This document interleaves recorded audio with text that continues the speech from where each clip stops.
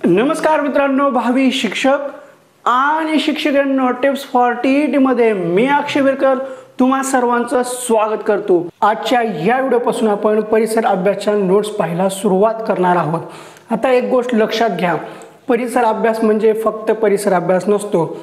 याच्यामध्ये इतिहास आहे, भूगोल आहे, नागरिकशास्त्र आहे, मग विज्ञान आहे आणि पर्यावरण आहे, असा मिळून परिसर अभ्यास 30 मार्काचा असतो। याच्यामध्ये इतिहास आहे। आता इतिहास हा आपल्याला 4थी पासून आहे, पण जे शालेय पाठ्यपुस्तक आहेत त्याच्यामध्ये 3री, 4थी, 5वी असे जे शालेय पाठ्यपुस्तक आहेत त्याच्यामध्ये परिसर अभ्यास हा घटक आहे। आणि या परिसर अभ्यासमध्ये भाग 1, भाग 2 असे विषय आहेत। मग या भाग 1 मध्ये इतिहास आहे, भाग 2 मध्ये भूगोल आहे। मग जो काही भूगोलाचा भाग आहे त्याच्यामध्येच विज्ञान सुद्धा मिक्स आहे आणि पर्यावरण सुद्धा मिक्स आहे।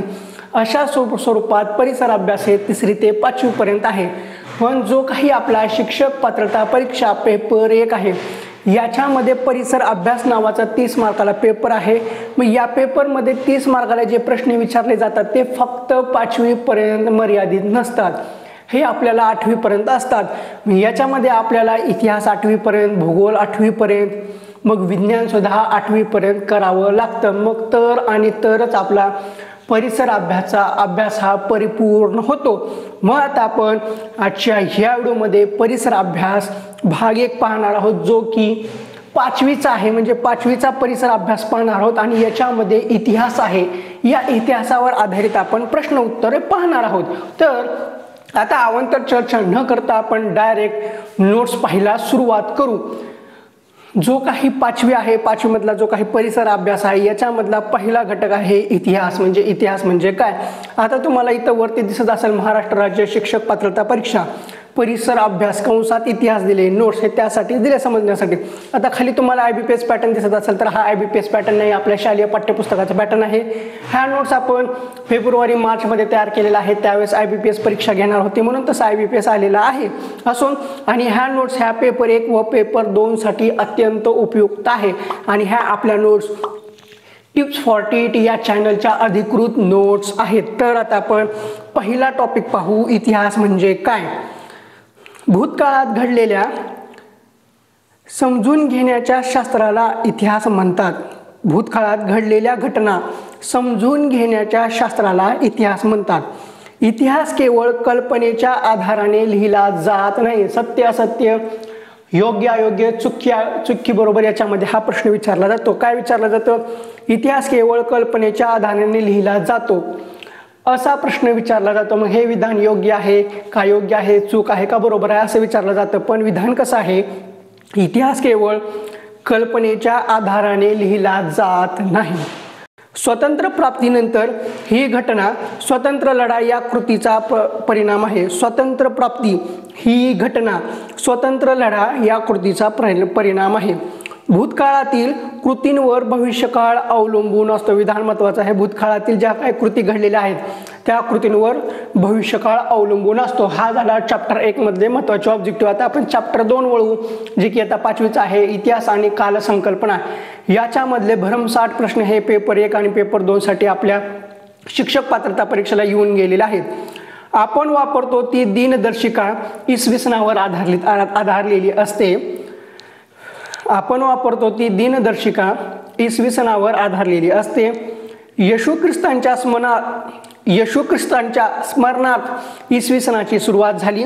येशू ख्रिस्तांच्या स्मरणार्थ इसवी सनाची सुरुवात झाली। मराठीतील इसवी हा शब्द येशू या नावाशी संबंधित आहे। मराठीतील इसवी हा शब्द येशू या नावाशी संबंधित आहे। ज्या वर्षापासून इसवी सनाची सुरुवात झाली ते इसवी सनाचे पहिले वर्ष। ज्या वर्षापासून इसवी सनाची सुरुवात झाली ते इसवी सनाचे पहिले वर्ष। त्या वर्षाची सुरुवात 1 या संख्येने दाखवली जाते। मग नंतर येणाऱ्या प्रत्येक वर्षाची क्रमसंख्या पुढच्या दिशेने चढत जाते।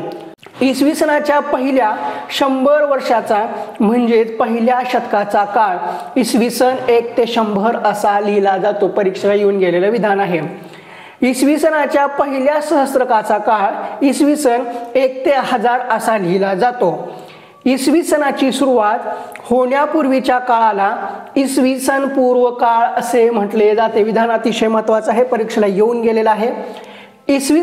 इसवी सनाची सुरुवात होण्यापूर्वीचा काळ त्याला इसवी सन पूर्व असे म्हटले जाते.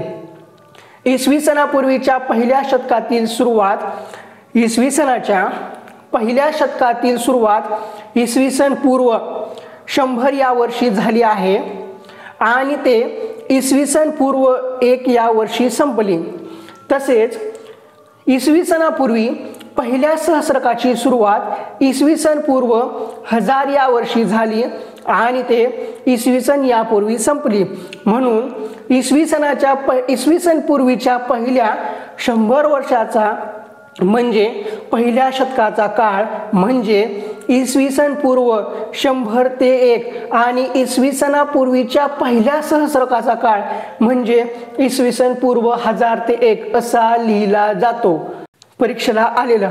आता त्याच्या खालचा हा अतिशय महत्त्वाचा जो की वारंवार आपल्या परीक्षेला शिक्षक पात्रता परीक्षेला पेपर 1 असो किंवा पेपर 2 असो याच्यामध्ये हमखास विचारला जाणारा ऑब्जेक्टिव्ह कोणता आहे?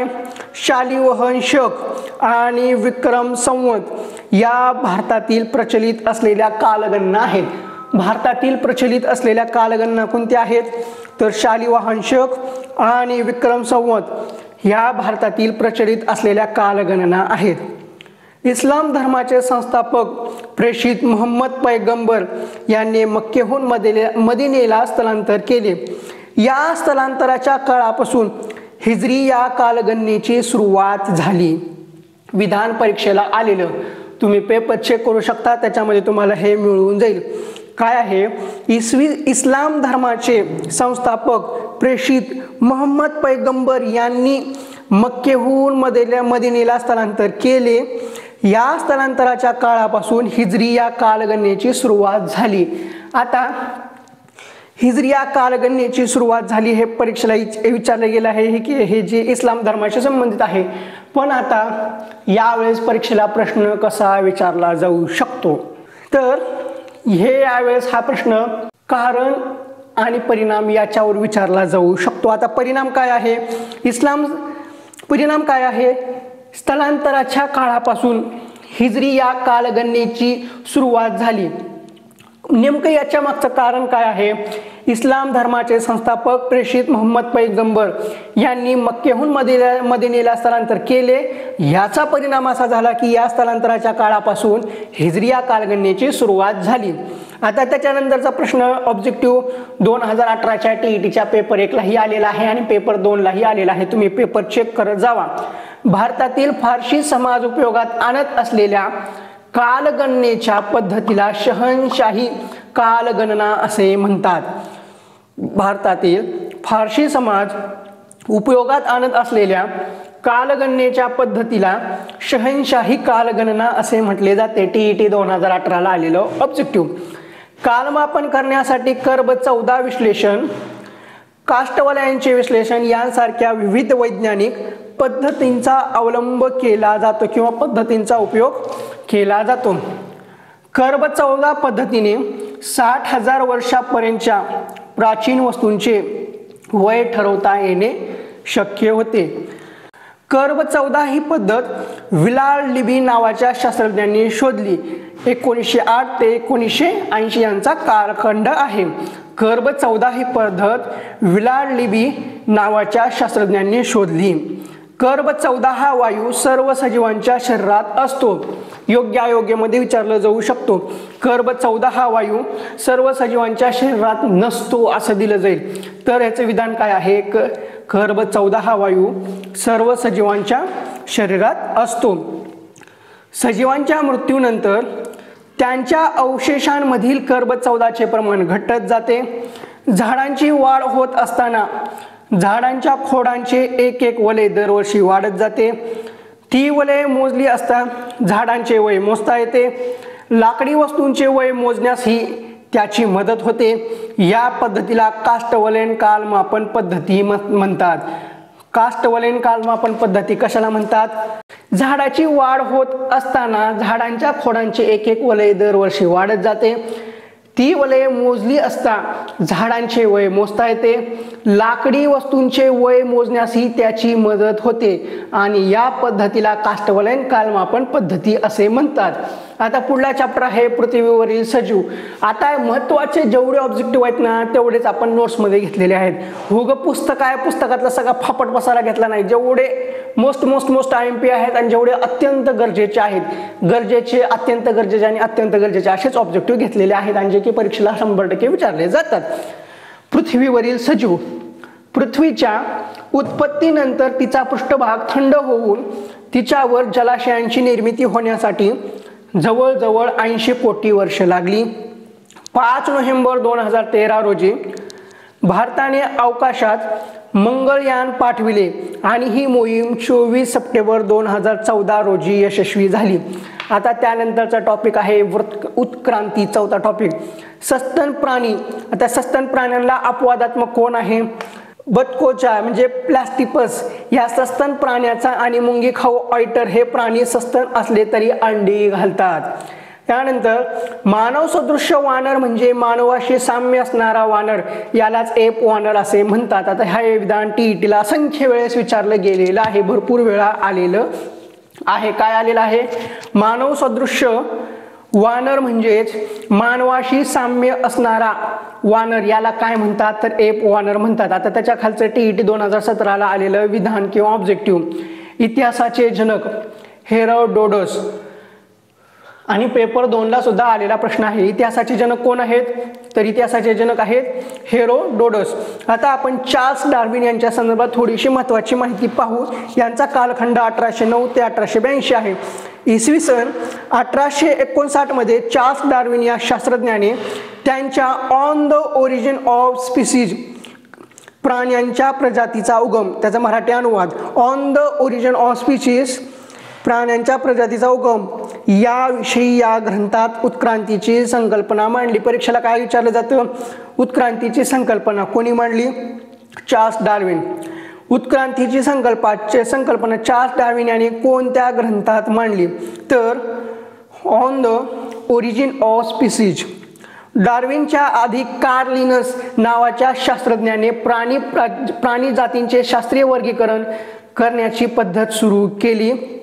कार्ल लिनसचे मत काय होते? शरीर रचनेचा विचार करता वानरांच्या काही प्रजातींचा आणि मानवाचा काही संबंध असावा असे मत त्याने व्यक्त केले. डार्विनने त्याच्या पहिल्या ग्रंथात उत्क्रांतीच्या प्रक्रियेत वानर आणि मानव यांचा नेमका संबंध काय असू शकतो याविषयी निश्चित मत व्यक्त केले. आता डार्विनचा पहिला ग्रंथ कुठला होता? On the origin of species. याच्यामध्ये त्याने काय सांगितलं होतं की उत्क्रांतीचा सिद्धांत, त्याने उत्क्रांतीची संकल्पना मांडली होती.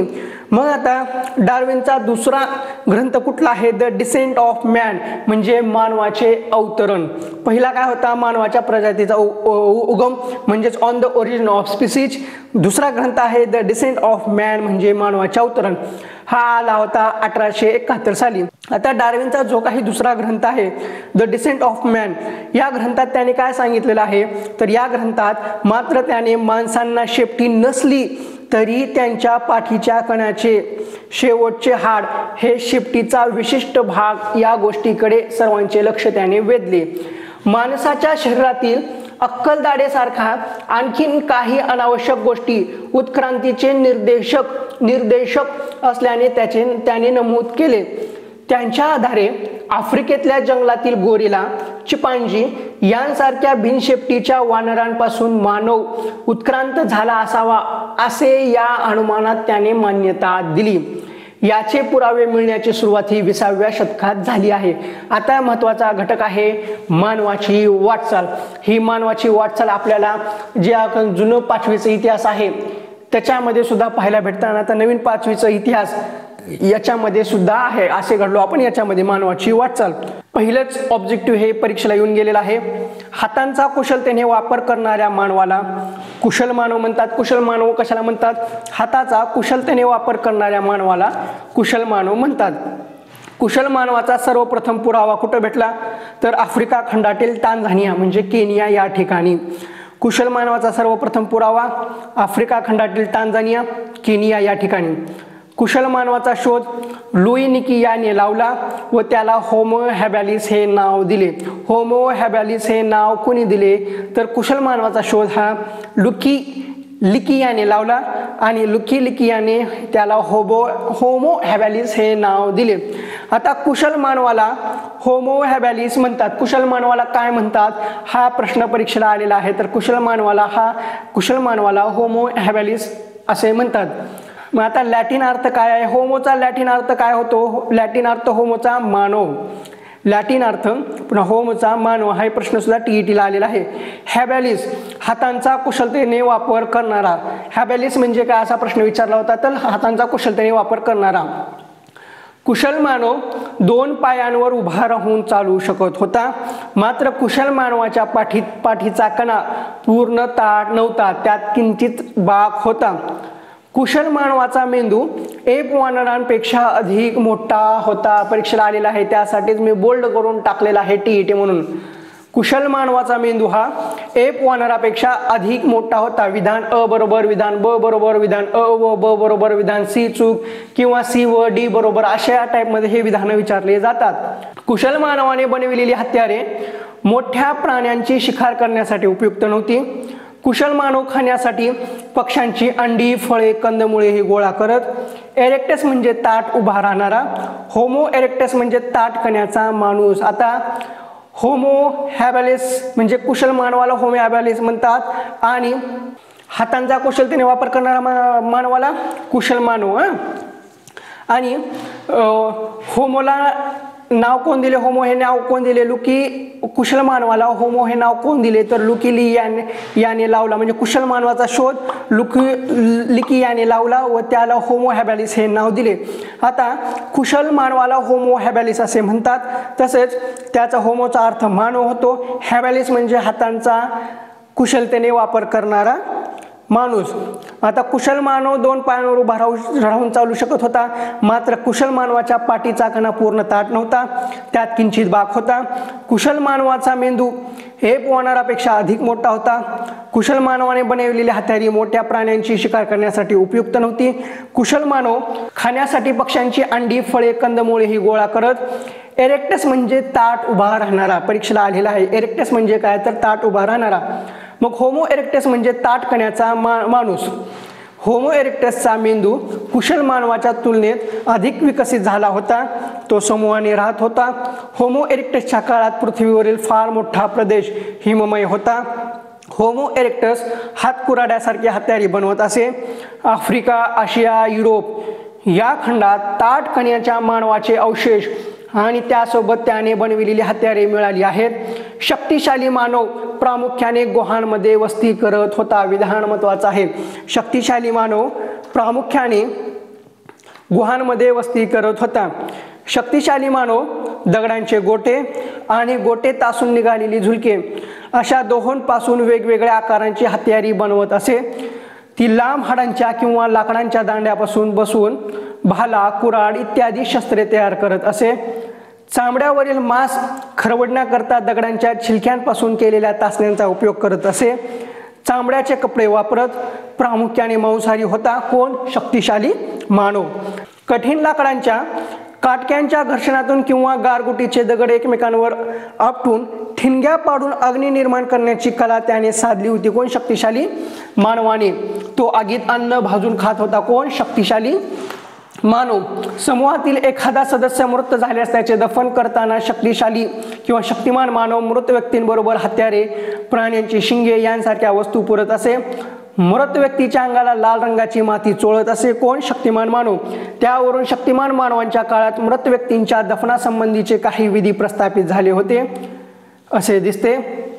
शक्तिशाली मानवाचे अवशेष सर्वप्रथम निअँडरथल येथे मिळाले म्हणून त्याला निअँडरथल मॅन असे म्हणतात। जर्मनी या देशातील निअँडरथल आहे। आता टीईटी 2017ला हा प्रश्न आलेला आहे। शक्तिशाली मानवाचे अवशेष सर्वप्रथम कुठे सापडले तर निअँडरथल येथे मिळाले म्हणून त्याला निअँडरथल मॅन असे म्हणतात। कुणाला, शक्तिशाली मानवाला। निअँडरथल म्हणजे शक्तिशाली मानवाचा मेंदू ताठ मानवापेक्षा अधिक विकसित होता। काळाच्या ओघात शक्तिशाली किंवा शक्तिमान मानवाच्या काही समूहांनी आफ्रिकेतून बाहेर पडून युरोप आणि आशिया या खंडापर्यंत स्थलांतर केले. शक्तिशाली मानवापेक्षा अधिक प्रगत असणाऱ्या मानवास बुद्धिमान मानव या नावाने ओळखले जाते. शक्तिशाली मानवापेक्षा अधिक प्रगत असणाऱ्या मानवास बुद्धिमान मानव या नावाने ओळखले जाते. शक्तिशाली मानव आणि बुद्धिमान मानव काही काळ युरोपमध्ये बरोबरीने नांदत होते. सुमारे 30,000 वर्षापूर्वी शक्तिमान मानव नष्ट झाला असे कर्ब 14 पद्धतीच्या आधारे सांगितले जाते. होमोसेपियन म्हणजे बुद्धिमान मानव होय. टीईटीला पडलेला प्रश्न ऑब्जेक्टिव्ह. होमोसेपियन म्हणजे काय, तर होमोसेपियन म्हणजे बुद्धिमान मानव. कोणाला काय म्हणतात हे विधान महत्वाचं आहे, याच्यावर प्रश्न 100% असतो. होमोसेपियनला बुद्धिमान मानवाला युरोपमध्ये क्रोमेनॉन या नावाने ओळखले जाते. आपल्या परीक्षेला आलेलं ऑब्जेक्टिव्ह काय, होमोसेपियन किंवा बुद्धिमान मानवाला युरोपमध्ये कोणत्या नावाने ओळखले जाते किंवा क्रोमेनॉन या नावाने कुणाला ओळखले जाते, तर होमोसेपियनला म्हणजे बुद्धिमान मानवाला युरोपमध्ये क्रोमेनॉन या नावाने ओळखले जाते. बुद्धिमान मानवाचे अवशेष आफ्रिका, आशिया, युरोप या खंडामध्ये सापडले. बुद्धिमान मानवाजवळ विकसित भाषा पद्धती होती. बुद्धिमान मानव प्रत्यक्ष निरीक्षण आणि कल्पनाशक्तीच्या आधारे चित्र काढू लागला होता, म्हणून त्याला बुद्धिमान मानवाला विचार करणारा मानव असे नाव दिले गेले. प्रगत बुद्धीच्या मानवालाच होमोसेपियन सेपियन म्हणतात. होमोसेपियन म्हणजे काय आणि होमोसेपियन सेपियन याच्यामधला फरक लक्षात यायला पाहिजे. होमोसेपियन म्हणजे बुद्धिमान मानव आणि प्रगत बुद्धीचा मानव म्हणजे होमोसेपियन सेपियन. तर प्रगत बुद्धीच्या मानवाची मेंदूची क्षमता आणि त्याचबरोबर त्याची आकलन क्षमता सतत विकसित होत गेली. प्रगत बुद्धीचा मानव म्हणजे आधुनिक मानव म्हणजेच आपण. हा प्रश्न टीईटीला आलेला आहे. जनुकशास्त्रीय संशोधनाच्या आधारे आधुनिक मानवांमध्ये शक्तिमान मानवाचा काही अंश असल्याचे आढळून आले. त्याच्या आधारे शक्तिमान मानव आणि बुद्धिमान मानव हे दोघे आधुनिक मानवांचे पूर्वज होते असे म्हणता येते. इसवी सन पूर्व सुमारे 11,000 ते इसवी सन पूर्व 10,000च्या सुमारास आधुनिक मानवाने पशुपालन शेतीचे तंत्र विकसित केले. आधुनिक मानवाचे प्रगत बुद्धीचा मानव हे नाव त्याच्या शारीरिक क्षमतेपेक्षा बौद्धिक आणि सांस्कृतिक क्षमतांचे निर्देशक आहे. आता आपण वळू अश्मयुगीन हत्यारांकडे. ज्या काळातल्या हत्यारांमध्ये प्रामुख्याने दगडाची हत्यारे मिळतात त्या काळाला आपण अश्मयुग असे म्हणतो. अश्म म्हणजे दगड होय. अश्मयुगाच्या काळाचे 3 कालखंड आहेत, पुराश्मयुग, मध्य अश्मयुग आणि नवाश्मयुग. परीक्षेला आलेले विधान. अश्मयुगाच्या काळाचे 3 कालखंड कोणते, तर पुराश्मयुग, मध्य अश्मयुग आणि नवाश्मयुग. पुराश्मयुगातील कुशल मानव आणि ताटकण्यांचा मानव या दोन्ही आघात तंत्राचे हत्यार बनवले. एक गोटा दुसऱ्या गोट्यावर आपटून दगडाचे छिलके काढणे याला आघात तंत्र म्हणतात. तोड हत्यारांचा उपयोग फक्त कठीण कवचांची फळे किंवा हाडे फोडण्यासाठी शक्य आहे. कुशल मानवाला शिकारीचे तंत्र पूर्णपणे अवगत झालेले नव्हते हे त्याच्या हत्यारांवरून समजते. कुशल मानवाच्या तोड हत्यारांपेक्षा ताटकण्याच्या मानवाने बनविलेली हातकोराडे आणि फरशी ही हत्यारे अधिक प्रमाणबद्ध होती. फरशी म्हणजे पसरट पात्यांची कुराड. ताटकण्याचा मानव म्हणजे होमो इरेक्टस हत्यार घडविण्याआधी त्याचा आकार कसा असावा हे मनामध्ये ठरवत होता. दगडांचे छोटे छिलके काढण्यासाठी त्याने म्हणजे होमो इरेक्टस याने सांबर शिंगासारख्या वस्तूंचा घन वापरला. ताटकण्याचा मानव आवश्यकतेनुसार वेगवेगळी हत्यारे बनवत होता. ताटकण्याचा मानव प्रामुख्याने हरिण, ससा, गवा अशा प्राण्यांचा शिकारीत समावेश करत होता. शक्तिमान मानवाने दगडाची हत्यारे बनविण्याच्या तंत्रात आणखीन प्रगती केली. तो लहान आकारांची हत्यारे तयार करू लागला. बुद्धिमान मानवाने दगडी हत्यारे करण्यासाठी त्याच्या तंत्रात क्रांती घडून आणली. त्याने दगडांपासून लांब पातळ पाती काढण्याचे तंत्र विकसित केले. या लांब पात्यांपासून सुरी, तासणी, टोचा, छिन्नी यांसारखे विविध हत्यारे आणि वस्तू त्याने बनविली. बुद्धिमान मानव हत्यारे आणि इतर वस्तू तयार करण्यासाठी गारगोटींच्या वर्गातील दुर्मिळ दगड, हस्तिदंत यांसारख्या वस्तूंचा उपयोग करू लागला. बुद्धिमान मानवांच्या टोळ्या झोपड्या बांधून राहू लागल्या. काही सामूहिक उत्सव करू लागला. कलात्मक वस्तू, ग्रहचित्रे बनवू लागला. त्याचा संबंध उत्सवाशी असावा असे मानले जाते. बुद्धिमान मानव दागिने वापरू लागला होता. प्रगत मानवी संस्कृतीच्या वाटचालीची सुरुवात पुराश्मयुगातच झाली होती. विधान टीईटीला आलेलं होतं. प्रगत मानवी संस्कृतीच्या वाटचालीची सुरुवात पुराश्मयुगातच झाली होती. भारतामध्ये पुराश्मयुगीन हत्यारांचे अवशेष काश्मीर पासून तामिळनाडू पर्यंत विविध ठिकाणी मिळाले आहेत. पुराश्मयुगातील मानवांचे अवशेष मात्र भारतात फारसे मिळाले नाहीत. मध्य प्रदेशातील होशांगाबाद जवळ नर्मदा नदीच्या काठावर हातनोरा नावाचे गाव आहे. या गावाच्या परिसरात अश्मीभूत कवटी आणि खांद्यांचे हाड यांचे अवशेष मिळाले. हे अवशेष पुराश्मयुगातील एका स्त्रीचे आहेत. त्याखेरीज पदुच्चेरी जवळ असलेल्या एका गावाच्या परिसरात अश्मयुगातील एका बालकाची अश्मीभूत कवटी मिळाली. अफगाणिस्तान आणि श्रीलंका या देशांमधूनही पुराश्मयुगीन मानवाचे काही अवशेष मिळाले आहेत. महाराष्ट्रातील पुराश्मयुगीन स्थळांपैकी नाशिक जवळचे गंगापूर आणि नेवाशा जवळचे चिरकी नेवासा ही स्थळे प्रसिद्ध आहेत. गंगापूर हे गोदावरी नदीच्या काठावर आहे. चिरकी नेवासा प्रवरा नदीच्या काठावर आहे. गंगापूर हे गोदावरी नदीच्या काठावर आहे. चिरकी निवासा प्रवरा हे नदीच्या काठावर आहे. मध्य अश्मयुगात बुद्धिमान मानवाने कुत्रा मांसाळला म्हणजे पाळला होता. बुद्धिमान मानव शिकारी बरोबरच पशुपालनाचा आणि नैसर्गिकरित्या उगवलेल्या धान्यांची कापणीही करू लागला. मध्ययुगीन अवशेष राजस्थानमधील बागोर, मध्य प्रदेशातील भीमबेटका, गुजरातमधील लांगानजी आणि महाराष्ट्रातील जळगाव जिल्ह्यातील पाटणे.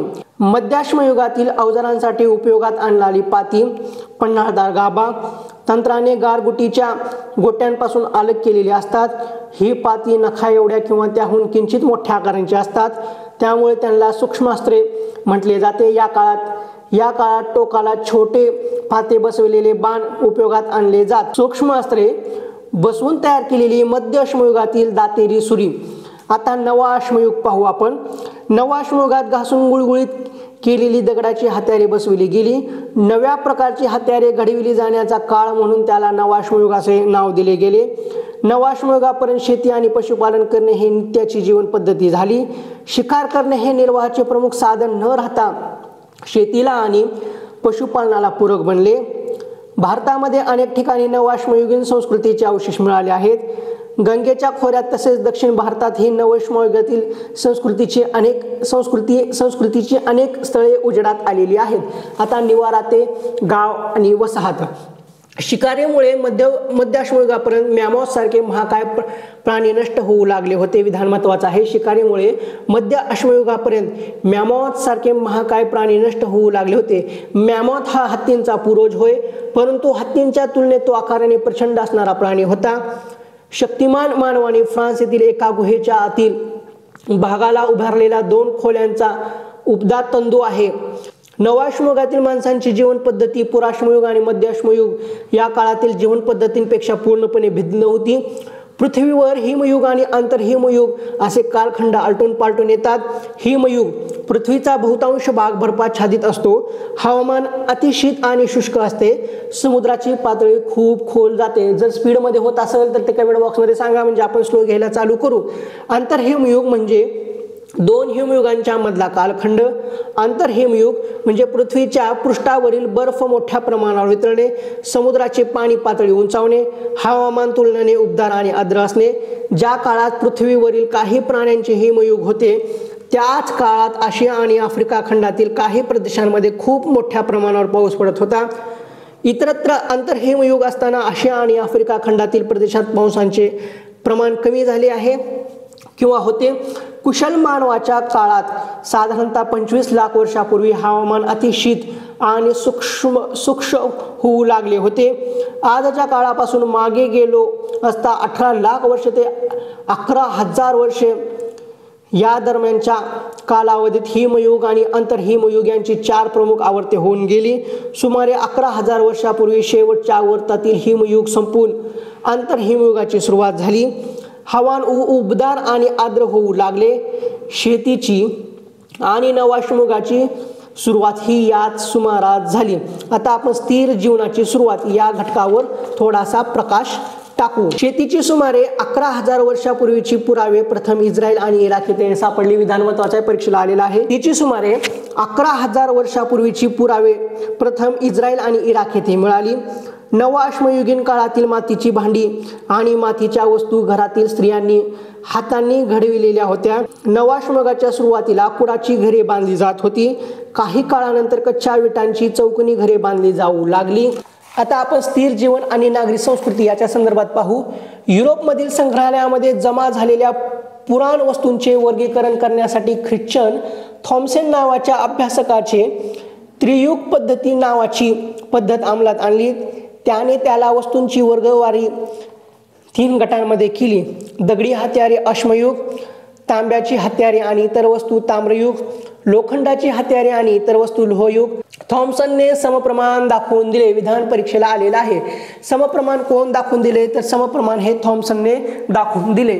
तांबा हा धातू सर्वप्रथम वापरात आली अशी समजूत विधान परीक्षेला आलेला आहे. योग्य अयोग्य चुकी बरोबर ह्याच्यामध्ये तांबे हा धातू सर्वप्रथम वापरात आला अशी समजूत, पण प्रत्यक्षात मात्र सोने हा वापरात आलेला पहिला धातू आहे. प्रत्यक्षात वापरात आलेला पहिला धातू कोणता? तर सोने हा प्रत्यक्षात वापरात आलेला पहिला धातू आहे, ना की तांबे. सोने निसर्गतः अत्यंत नरम असल्यामुळे त्याचा उपयोग हत्यारे अवजारे बनवण्यासाठी करता येण्यासारखा नव्हता. ज्या काळात तांबे वापरायला सुरुवात झाली त्या काळाला ताम्रयुग म्हटले जाते. ताम्रयुगात अत्यंत महत्त्वाचा शोध म्हणजे चाक. चाकाचा उपयोग सर्वप्रथम मातीची भांडी घडवणाऱ्या व्यक्तीने केला. चाकांवर चालणाऱ्या गाड्या सर्वप्रथम मेसोपोटेमियात उपयोगात आणल्या गेला. आता रोझोटा शिलालेख काय आहे त्याच्या संदर्भात माहिती पाहू. याच्यातले बरेचसे विधान हे परीक्षेला आलेले आहेत. रोझोटा स्टोन या नावाने ओळखल्या जाणाऱ्या शिलालेखाचा शोध इसवी सन 1799 मध्ये लागला.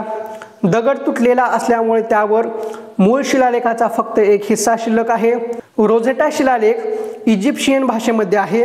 हा शिलालेख सध्या लंडन येथील ब्रिटिश म्युझियममध्ये ठेवला आहे. प्रथमदर्शनी दगडावर 3 भागात 3 वेगवेगळ्या लेख कोरलेले आहेत असे वाटते, परंतु प्रत्यक्षात एकच लेख 3 वेगवेगळ्या लिपीमध्ये कोरला आहे.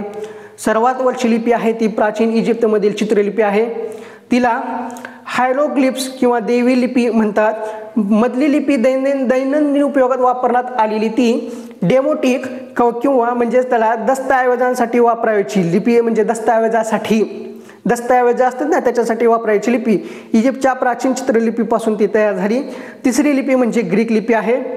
इजिप्तमध्ये टोलॅमी म्हणजे नावाचा राजा, जो की 5वा राजा गादीवर असल्याची घोषणा 3ऱ्या लेखात केलेली आहे. ग्रीक लिपीच्या आधारे डेमेटिक लिपीतील टॉलमिस हा शब्द वापरता येणे शक्य झाले. जॉ-फ्रान्सवा शाम्पो लिओन नावाच्या एक फ्रेंच शिक्षकाला संपूर्ण लिपी वाचता आली. टॉलमिस हा शब्द वाचता आल्यामुळे इजिप्तमधील शिलालेखांमध्ये उल्लेख केलेली विदेशी नावे वाचता येणे शक्य आहे, हे शाम्पोलियनच्या लक्षात आले. शाम्पोलियनने विदेशी नावे वाचून त्यांच्या आधारे चित्रलिपीतील मुळाक्षरांची यादी तयार केली. तांब्यांच्या वापराचा सुमारे 7000 वर्षापूर्वीचा पुरावा मिळाला आहे. तांबे आणि कथील यांच्या मिश्र धातूला कासे असे म्हणतात. विधान परीक्षेला आलेला आहे. कासे कशाला म्हणतात? तर तांबे आणि कथील यांच्या मिश्र धातूला कासे असे म्हणतात. जस्त आणि कथील हे धातू कसे वितळायचे याचे ज्ञान माणसाला कासे बनविण्याच्या सुमारे 10,000 वर्ष आधीपासून होते. आता ऐतिहासिक काळ याच्यापैकी महत्त्वाची माहिती घेऊ. आता हा जो काही ऐतिहासिक काळ आहे हा असे घडलो आपण किंवा आपण असे घडलो याच्यामधला इतिहासाचा जो इयत्ता 5वीचा जो इतिहास आहे किंवा परिसर अभ्यास आहे याच्यातला हा शेवटचा टॉपिक आहे. तो आता आपण व्यवस्थितपणे पाहू. नवअश्मयुगीन संस्कृतीमधील नागरी संस्कृतीच्या उदयाला आल्या. परीक्षे विधान TETला आलेला आहे. नवअश्मयुगीन संस्कृतीमधून नागरी संस्कृती उदयाला आल्या. जगातील 4 प्रदेशांमध्ये साधारणपणे एकाच कालखंडात म्हणजे इसवी सनापूर्वी 30,000 वर्षापूर्वी नागरी संस्कृती उदयाला आल्या. मेसोपोटेमिया, इजिप्त, भारतीय उपखंड आणि चीन हे 4 प्रदेश होत. नद्यांच्या काठी विकसित झाल्या म्हणून या प्रदेशांतील प्राचीन नागरी संस्कृतीला नद्यांच्या खोऱ्यातील नागरी संस्कृती असे म्हणतात. आता मेसोपोटो या काय आहे ते पाहू. देशाचे नाव नसून एका प्रदेशाचे नाव आहे. विधान महत्वाचं आहे. मेसोपोटिया हे देशाचे नाव नसून एका प्रदेशाचे नाव आहे. याचा अर्थ असा आहे 2 नद्यांच्या मधला प्रदेश म्हणजे दुआब. आता 2 नद्यांच्या मधला प्रदेश म्हणजे दुआब हे योग्य अयोग्य चुकी बरोबर सत्यासत्यमध्ये परीक्षेला आलेले विधान आहे आणि TETला सुद्धा विचारलेलं आहे. दुआब म्हणजे काय? तर 2 नद्यांच्या मधला प्रदेश म्हणजे दुआब. आता हे विधान, हे ऑब्जेक्टिव्ह TET 2018ला आलेलं आहे. आता ह्याच्यामधले मेसोपोटेमियामधले चारीची चारी विधान हे परीक्षेला आलेले आहेत. एक विधान TETला आलेलाच आहे, एक विधान 2018ला आलेलं आहे, एक ऑब्जेक्टिव्ह 2017ला आलेला आहे. त्यामुळे इथून पडले सर्व ऑब्जेक्टिव्ह अतिशय महत्त्वाचे आहेत. प्राचीन मेसोपोटेमिया म्हणजे टायग्रिस आणि युग्रेटिस या दोन नद्यांमधील प्रदेश आहे. हे विधान TET 2018ला पेपर 2लाही विचारलं गेलं होतं, पेपर 1लाही विचारलं गेलं होतं. विश्वास बसत नसेल तर पेपर तुम्ही चेक करून पाहू शकता. प्राचीन मेसोपोटेमिया टायग्रिस आणि युग्रेटिस या दोन नद्यांमधील प्रदेश आहे. या दोन्ही नद्या तुर्कस्तान, सिरिया आणि इराक या देशांमधून वाहतात. मेसोपोटेमियामध्ये उरुक, निप्पूर यांसारखी प्राचीन नगरे होती. या नगरांमध्ये अतिशय समृद्ध अशी संस्कृती नांदत होती. आता मेसोपोटेमियातील नगरे कुठली असा प्रश्न TET 2017ला विचारला गेला होता. तर मेसोपोटेमियामध्ये उरुक, निप्पूर यांसारखी प्राचीन नगरे होती. या नगरांमध्ये अतिशय समृद्ध अशी संस्कृती नांदत होती. आता इजिप्त, आफ्रिका खंडातील उत्तरेला सागरी वाळवंटाच्या पूर्व भागातून नाईल नदी वाहते. नाईल नदी कुठून वाहते परीक्षेला विधान आलेलं, ऑब्जेक्टिव्ह आलेलं. तर आफ्रिका खंडाच्या उत्तरेला सहारा वाळवंटाच्या पूर्व भागातून नाईल नदी वाहते. तिच्या खोऱ्यात जगातील एक समृद्ध प्राचीन नागरी संस्कृती बहरली. ती संस्कृती म्हणजे इजिप्तची प्राचीन संस्कृती होय. नाईल नदीला दरवर्षी पावसाळ्यात पूर येतो. नाईल नदी तिच्या काठांवर जोगाळ आणून टाकते, त्यामुळे तिच्या काठची जमीन अत्यंत सुपीक झालेली आहे. आता चीनबद्दल पाहू. चीनमधील हो नदीच्या खोऱ्यात चीनच्या नागरी संस्कृतीचा विकास झाला. परीक्षेला आलेलो ऑब्जेक्टिव्ह, चीनचा विकास कुठं झाला तर चीनमधील हो नदीच्या खोऱ्यात चीनच्या नागरी संस्कृतीचा उदय झाला किंवा विकास झाला. चीनी परंपरेनुसार हुआंग दी या राजाने शेती, पशुपालन, चाकांची वाहने, नौका इत्यादी वस्त्रे इत्यादी सुरुवात केली. हुआंगच्या राणीने रेशीम उत्पादन आणि रेशीम रंगवण्याचे तंत्र शोधून काढले. चीनमधील लोयांग, बीजिंग आणि चांगान ही शहरे महत्त्वाची आहेत. आता आपण हडप्पा संस्कृतीची महत्त्वाची थोडीशी माहिती पाहू. भारतीय उपखंडातील सर्वात प्राचीन संस्कृती म्हणजे हडप्पा संस्कृती होय. ही संस्कृती सिंधू नदीच्या खोऱ्यात विकसित झाली. या संस्कृतीचा पंजाबमधील हडप्पा आणि सिंधूमधील मोहनजोदडो ही स्थळे प्रथम उजेडात आली. आता ही स्थळे पाकिस्तानात आहेत.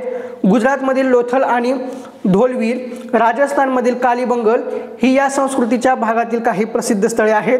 हडप्पा संस्कृतीच्या देवी देवतांची नावे माहीत नसली तरी हे लोक मातृदेवता आणि पशुपती यांची पूजा करत असावेत असे तिथे मिळालेल्या मातीच्या मूर्ती आणि मुद्रा यांचे आधारे मानले जाते.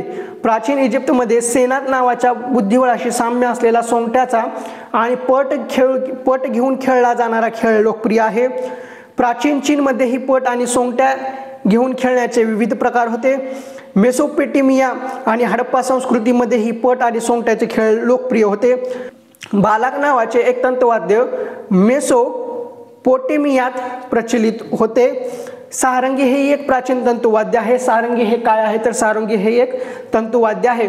त्याखेरीज झांजा, खुळखुळा, बासरी, ढोल अशी विविध वाद्ये वाजवली जात होती. इजिप्तच्या राजांना फॅरो म्हणतात. इजिप्तच्या राजांना काय म्हणतात तर इजिप्तच्या राजांना फॅरो म्हणतात. आता बालाक, मेसोपोटेमियातील ऊर नगराच्या उत्खननात मिळालेले सोन्याचे बालाक हे 11 तारांचे वाद्य आहे. त्याची उंची साधारणतः 2.1 मीटर इतकी आहे. याचा काळ इसवी सन पूर्व सुमारे 2650 असा होता. बालाक पुआवी नावाच्या राणीच्या थडग्यातून मिळाले आहे. मेसोपोटेमियातील नांदलेल्या नागरी संस्कृतीपैकी 4 महत्त्वाच्या संस्कृतीची नावे पुढील प्रमाणे: सुमेरियन, अक्केडियन, बॅबिलोनियन आणि ॲसिरियन. नावे थोडीशी ऑड आहेत. इसवी सन पूर्व सुमारे 2350च्या आसपास किंवा 2350च्या सुमाराला अक्कडचे साम्राज्य उदयास आले. अक्कडचा सम्राट सॉर्गन याच्या काळात हडप्पा संस्कृती आणि मेसोपोटेमिया यांच्यातील व्यापार भरभराटीला आला. बॅबिलोनचा राजा हम्मुराबी याने इसवी सन पूर्वी 1792 ते 1750 या काळात होऊन गेला. तो कोण? बॅबिलोनचा राजा हम्मुराबी. आपल्या प्रजेला लिखित स्वरूपात सुव्यवस्थित कायदा देणारा हा जगातील पहिला राजा होता. प्राचीन इजिप्तमधील लोकांनी साध्य केलेल्या गोष्टींपैकी विशेष गोष्ट म्हणजे त्यांचे वास्तुरचनेचे शास्त्र, तेथील पिरामिड आणि मंदिर यांच्या भव्यतेवरून त्याची साक्ष पटते. इमारती बांधण्यासाठी प्रामुख्याने मातीच्या कच्च्या विटा आणि दगड यांचा वापर केला जातो. गणित, वैद्यक, सिंचन पद्धती या क्षेत्रांमध्ये त्यांनी खूप प्रगती केली होती. तेथे उत्तम जहाजे बांधली जात. निळ्या रंगाची झिली दिलेल्या मातीच्या वस्तू उत्पादन, पपायरस नावाच्या वनस्पतीपासून कागद बनविण्याची कला अशा क्षेत्रांमध्येही तेथे विशेष प्रगती झालेली आहे. विधान महत्त्वाचं आहे, परीक्षा येऊन गेलेलं आहे. निळ्या रंगाची झिली दिलेल्या मातीच्या वस्तूंचे उत्पादन, पपायरस नावाच्या वनस्पतींपासून कागद बनविण्याची कला अशा क्षेत्रांतही तेथे विशेष प्रगती झाली आहे. हडप्पा आणि मोहनजोदडो या दोन्ही स्थळांचे उत्खनन इसवी सन पूर्व 1921 ते 22 मध्ये सुरू झाले होते. तर अशा पद्धतीने आपण इयत्ता 5वी परिसर अभ्यास भाग 1 मधला जो काही इतिहासाचा भाग होता तो यशस्वीरित्या पूर्ण केलेला आहे. तुम्हाला ह्या नोट्स कशा वाटल्या त्या कमेंट बॉक्समध्ये नक्की सांगा. तुमच्या प्रतिक्रिया नक्की कळवा. माझी सांगण्याची पद्धत कशी आहे, थोडी स्पीड कमी करायची का जास्त करायची का बरोबर आहे का अशीच ठेवायची ते व्यवस्थितपणे सांगा. आणि ह्या नोट्स जर तुम्हाला PDF स्वरूपात पाहिजे असतील तर त्या तुम्ही परचेस करू शकता. आपण PDF स्वरूपात सुद्धा ह्या नोट्स देत आहेत. त्याची प्रोसेस तुम्हाला इथं दिसत असेल, 2 स्क्रीनशॉट दिसत असेल. ह्या नोट्स तुम्ही 100% घ्या. तुमचा पेपर 1 असो किंवा पेपर 2 असो. आणि ज्यांचा पेपर 1 परिसर अभ्यास आहे, पेपर 2 ला सामाजिक शास्त्र आहे, त्यांनी ह्या 8 पैकी 7 नोट्स 100% घ्या. कारण तुम्हाला पेपर 1 आणि पेपर 2 पास व्हायला अतिशय महत्त्वाची मदत होईल. आणि परत एकदा सांगतोय, परिसर अभ्यास हा घटक फक्त 5वी पुरता मर्यादित नाहीये. पेपर पहिला आहे म्हणून परिसर अभ्यास फक्त 5वी पर्यंतच अभ्यास करायचा ही संकल्पना डोक्यातून काढून टाका. तुम्हाला 8वी पर्यंत इतिहास, भूगोल आणि विज्ञानाचे पुस्तकं, पाठ्यपुस्तकं वाचावेच लागतात. त्याच्याशिवाय पर्याय नाहीये. असो, तुम्ही ज्यांना नोट्स घ्यायचे त्यांनी नोट्स घेऊ शकता. ह्या 7च्या 7 नोट्स घ्यायच्या असतील, हे आता आपण 8 नोट्स आहेत, 8 पैकी 7 नोट्स घ्यायचे असतील तर तुम्ही घेऊ शकता. कारण पहिले जे पॉम्पलेट आहे याच्यामध्ये जगाचा भूगोल आहे, 3री ते 8वीचं विज्ञान आहे, शिवरायांचा इतिहास आहे आणि परिसर अभ्यासच्या नोट्स आहेत. मी या परिसर अभ्यासमध्ये नोट्समध्ये आत्ता आपण पाहिलेल्या इतिहासाच्या नोट्स आहेत. त्याच्यानंतर पुढल्या व्हिडिओमध्ये येणाऱ्या भूगोलाच्या नोट्स आहेत आणि शिवरायांचा संपूर्ण इतिहास सुद्धा आहे. म्हणजे 3री, 4थी, 5वी जे की शालेय पाठ्यपुस्तक आहे, जे की परिसर अभ्यास नावाने ओळखले जातं, हेच ते परिसर अभ्यास. आणि त्यानंतर 6वी, 7वी, 8वी पर्यंतचा अभ्यास आहे. हे सगळं तुम्हाला पेपर 1 आणि पेपर 2 साठी अतिशय उपयुक्त आहे. आणि ह्या 4 PDF आपण सध्या लॉन्च केलेले आहेत, जे की पेपर 1 आणि पेपर 2 साठी अत्यंत उपयुक्त आहे. ह्याच्या सर्व PDF तुम्हाला घ्यायचे असतील, ह्या सर्व PDFचा बंच हा 477 रुपयाला आहे. ज्यांना आवश्यकता असेल त्यांनी घेऊ शकता. ज्यांना आवश्यकता नाही त्यांना नोट्स व्हिडिओ पाहून पूर्ण करायचे असेल तर त्यांनी करू शकता, काही प्रॉब्लेम नाहीये. पण एक अंतिम सत्य हेच आहे की तुम्हाला TET पास व्हायचे असेल, ह्या नोट्स अतिशय महत्त्वाच्या आहेत. तुम्हाला नोट्स घ्यायच्या नसतील काळजी करू नका, नोट्स घेऊ नका. पण शालेय पाठ्यपुस्तकं पेपर 1 साठी 8वी पर्यंत वाचणं गरजेचं आहे आणि पेपर 2 साठी 10वी पर्यंत वाचणं गरजेचं आहे. आणि परिसर अभ्यास म्हणजे फक्त परिसर अभ्यास 5वी पर्यंतच असतो, ही संकल्पना डोक्यातून काढा. परिसर अभ्यासमध्ये 30 पैकी 30च्या 30 मार्क घ्यायचे असतील तर तुम्हाला 8वी पर्यंत शालेय पाठ्यपुस्तकं, इतिहास असो, भूगोल असो, विज्ञान असो, वाचण्याशिवाय पर्याय नाही, हे गोष्ट लक्षात असू द्या. तर ठीक आहे, आजच्या या व्हिडिओमध्ये ठीक आहे. तुम्हाला हा व्हिडिओ कसा वाटला तो कमेंट बॉक्समध्ये सांगा. व्हिडिओ आवडला असेल तर व्हिडिओला लाईक करा. व्हिडिओ पाहून तुमचा काही फायदा झाला असेल तर आणि तरच आपल्या चॅनलला सबस्क्राईब करा. लाल रंगामध्ये सबस्क्राईब बटन आहे ते दाबा. त्यानंतर जी घंटी आहे ती सुद्धा दाबा. ऑल नोटिफिकेशन बेल सिलेक्ट करा, म्हणजे जेणेकरून सर्व व्हिडिओचे नोटिफिकेशन तुमच्यापर्यंत येतील. आणि हा नोट्स तुम्हाला परचेस करायचे असेल तर तुम्ही करू शकता. याची प्रोसेस तुम्हाला इथे दिलेली आहे. पुढल्या व्हिडिओमध्ये आपण आता 5वीच्या भूगोलाच्या परिसर अभ्यासाच्या महत्त्वाच्या नोट्स पॉईंट ऑब्जेक्टिव्ह पाहू.